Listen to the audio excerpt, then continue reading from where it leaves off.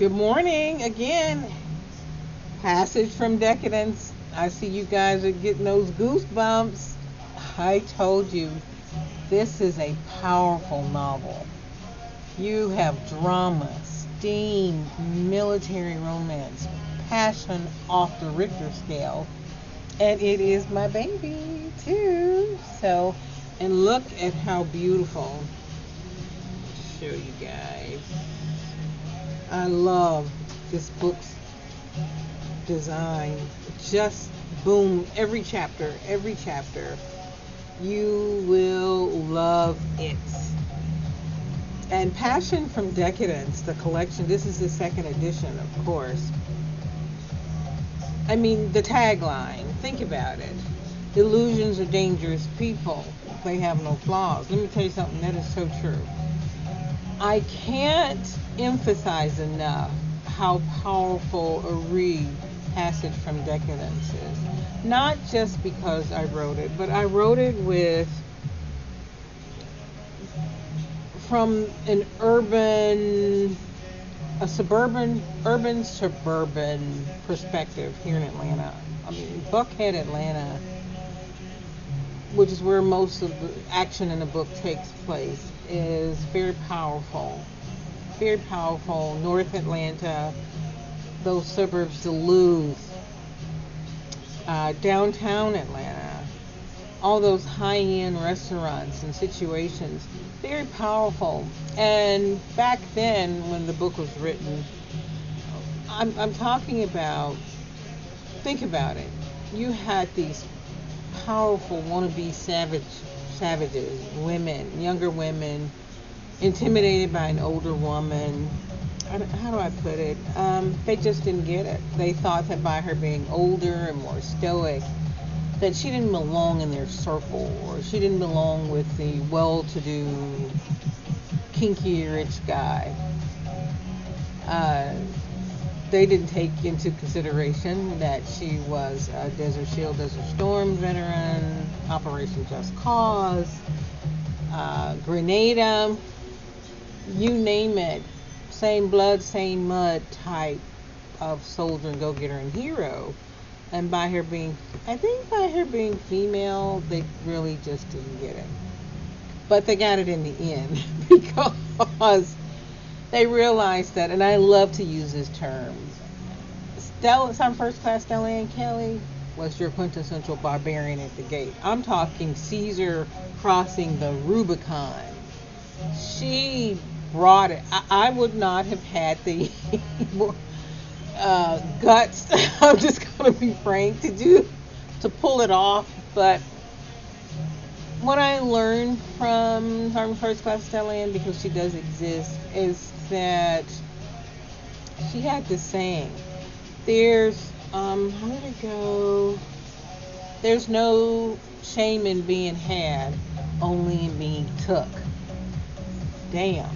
Take a moment to get your brain around that. And another thing had this saying too, and I remember this from the movie Sabrina in 97 or 98, and so did some First Class Stella Ann, which of course gives away both our ages. Illusions are dangerous people. They have no flaws. Mic drop. Plus, also, think about this. Omission is always guilt. And that omission drives this story. And you're talking dom and dominance off the Richter scale. And it gives that dark daddy persona a totally different look and perspective. I just love it. It's just, people are starting to tell me, oh my effing God. You know, I have a potty mouth. This book is powerful. And it is. I mean, look at the cover, it says everything. Passage from Decadence. What's the passage? What Mr. Bart put Sergeant First Class Stella Ann through is unreal. And the way she fights back is a lesson for a lot of women, especially in the dating scene. So that's it. Get this book, enjoy it. And please excuse me, I don't do a lot of blurbs. I like to I do book blurbs. I do it in form of a blog. That way, it's more personal. I bring you in for you guys to really, really understand and want to read the book. Because I tease and taunt your curiosities. And that's what an author, writer should do. Uh, I love my writing style. Everyone's like, "What's your writing style? What's your genre?" I'm like, I'm all over with the genres because there's no way you could live in suburban Atlanta, north or south, and I'm sorry, and not be what's the word, multi-genre, because you're going to get that urban. We're redefining urban fiction. We're redefining dark daddy fiction because there's a lot of things that us older gals have experienced that younger girls have not. So the genre is ever changing, ever moving. You have to open up your mind and take it all in. Not every dark daddy is a stab and jab, or he's going to lock you up. He's going to, it's going to be what, pick a door number 1, 2, or 3. But he's going to do it in a way with just a touch of sophistication and a touch of elegance, which I feel is what some of those genres need. They need that sophistication. It needs that cognitive elitist sort of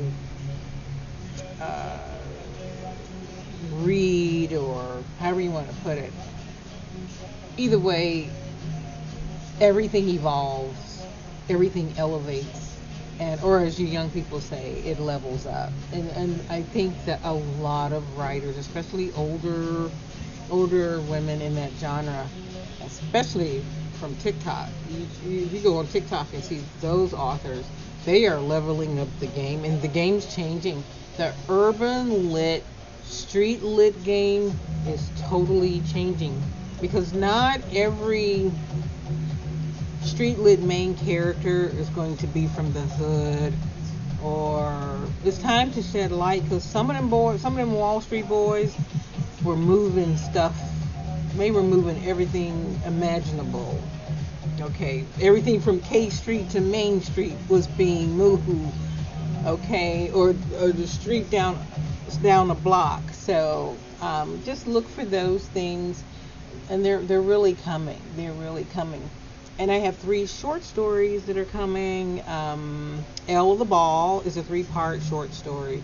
We wanted to put it into short stories because people are getting back to work. Schools are back together. Not everyone have time to read 300-400 pages. So we're going to give it to you in increments to adjust to your life. And because I'm a realist, I'm complete existentialist when it comes to those things. And sometimes you just want to get away for a minute and just read. You don't want to be stuck in a book where you're just a quarter of the way through, where you can read a book and you're halfway there. It's far more intriguing, far more interesting, I think. But that's just me, guys. Anyway, my eyes are killing me. You can see they're swelling. I'm sorry. It's the meds. Anyway, because they burn really bad, and I can barely see you guys. It's either be in pain or take the meds and be. I'm happy being half blind.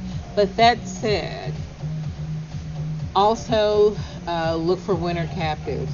Oh, I think Winter Captives is going to be the darkest book I write. I had to stop writing myself because it was just a lot of fire and brimstone type of passion and sensuality that it was so carnal. I needed to take a break in a minute and go, whew, because I am getting a lot of direction and guidance from my favorite mentor, Mr. Bob Burton. And Bob don't play, because I sent him just a few pages from a chapter. He sent it back. If he was a school teacher, it would have been marked F-, okay? My feelings were so hurt. I was like, Bob. He was like, no, no, no, you're not going to open like this. Damn. Okay. Take in mind, authors are like artists, and, we're sensitive about our shit. But anyway, I'm just kidding around with you guys. I just think that you should have a mentor as you're writing. It just makes the difference. And I also, oh my God, just a lot of people. Susie Barrows, Mary Marvella, Terry Wilson, thank you. That's all I'm going to say is just thank you and bless you all. And I'll get it together, but you're going to really like Winter Captive. Whew. When she goes down to that cellar and goes shopping as if she's on the strip in Las Vegas, too much. It's powerful. And then, of course, there's Operation Night Mixer. That's just all steam and fire, girls. Every woman has had that one guy in her life, in her dating history, I believe, that she knew she couldn't marry him, but she just had to be with him, live in that moment, just for the adventure of it, the experience of it. And that's what I believe Operation Night Mixer is. Okay, come on. It's carnal maneuvers by the soldier who lives by the lake. Take a moment, let your mind go there. And he takes it there. And he brings Elle back to life, so to speak. Because everything that could go wrong in her life did go wrong. And think about it. Only a hero and gentleman could call you up on the phone and say, come on out with me. Come on out on this date, because the guy you're with, I don't care if he has his doctorate or not. I don't care how educated or successful he is. He's just not treating you the way you should, or he's not treating your body the way it needs to be. And, and he's telling Elle, come and let me refresh your mind and your body. Let's get them on the same sheet of music. Well, damn. And then instead of taking you on a first date, he tells you this is Operation Dinner Out. What the hell is what is Operation Dinner? Are we going to war during dinner, or what's going on? Which is, I'm here to rescue you. Okay, I will see you in a little bit, because you cannot resist that if you look at it from a mental or cognitive perspective. But I'm just saying. So those 3 short stories, and what I mean by short stories, I'm talking 95, 100 pages. Because I feel that some short stories, they go on forever. It's like, is this really a short story or just a short novella? But in a short story, you're going to get it all up front. From page 1, boom, boom, boom, boom, boom, and then it goes on, because it's going to keep you interested and intrigued and pull you into the story for the next installment. So, and here's a hint. 2 of those short stories will be a full-blown novel. So, I'd love to teach you like that. So, I can tell you that the Smoking Glass Literary Bar is on fire. So that said, I'm going to go, because these meds are kicking in like crazy, guys. I could barely see that camera. But I just wanted to reach out to you guys for a tender moment and say thank you, because I got them goosebumps. Woo. And hey, got that black girl magic going on, because I'm going to lunch today. I don't care, meds or no meds. I'm going to damn lunch.